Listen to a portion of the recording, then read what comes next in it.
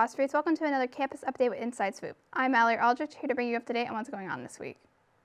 Monday, the Supreme Court heard a case at a collision between religion and gay rights. The Supreme Court conservative majority sounded sympathetic to a Christian graphic artist who objects to designing wedding websites for gay couples. The designer and her supporters say that ruling against her would force artists to do their work that is against their beliefs.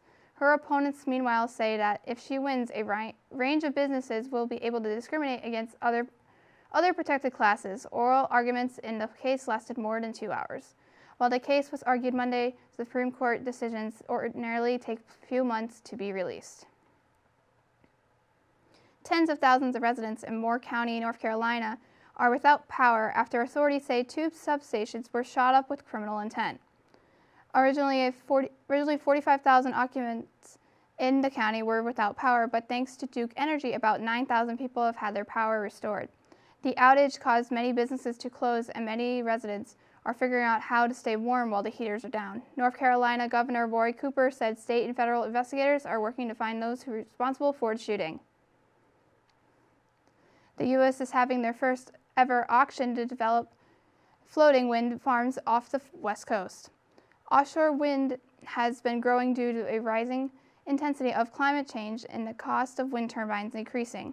The plan is to have these energy producers anchored to the seafloor and help contribute to our electricity needs. Multiple areas in Europe, such as the North Sea and UK, already have offshore wind established as an effective form of generating clean energy. The U.S. also plans on looking into creating more offshore wind turbines in Oregon and the Gulf of Maine in the next couple of years. On Monday, NASA and their Orion capsule went around the moon and flew over several landing sites once more before heading back to Earth. Orion blasted off on November 16th along with NASA's Space Launch System and has passed within 80 miles of the far side of the moon and spent about a week in wide lunar orbit. Some of Orion's pictures include close-ups of the moons and crescent Earth, also known as an Earthrise. Orion will be aimed for a splashdown back on Earth on Sunday towards San Diego and will be relaunched in 2024. The man who shot and wounded Lady Gaga's dog walker and stole her French bulldogs found out his fate on Monday. James Howard Jackson was one of the 3 men and 2 accomplices who participated in the violent robbery and its aftermath. Authorities have said that the connection to Lady Gaga was a coincidence, with the motive being the value of the French bulldogs, a breed that could run into the thousands of dollars.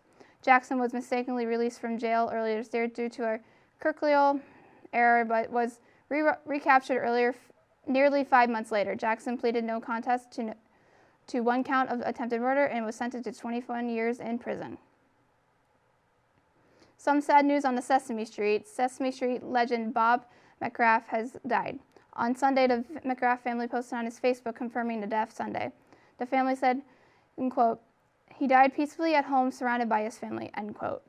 McGrath was a part of the Sesame Street family for 50 years. He played the friendly neighbor Bob Johnson from 1969 when the show premiered to his final appearance on the show in 2017. McGrath was 90 years old at the time of his passing. When you think of the World Cup, you would normally think of soccer, but what about camels, as in the camel shows?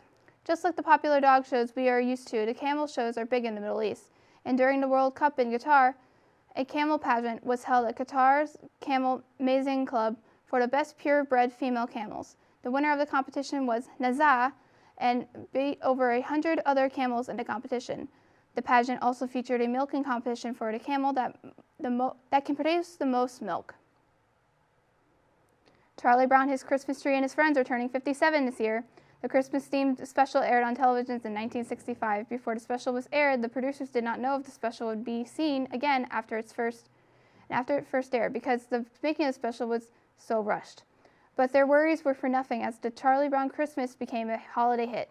A Charlie Brown Christmas has aired on broadcast television every year since 1965, but this Christmas will be the last time the special will air on TV, as the special will now stream exclusively on Apple TV Plus starting next year.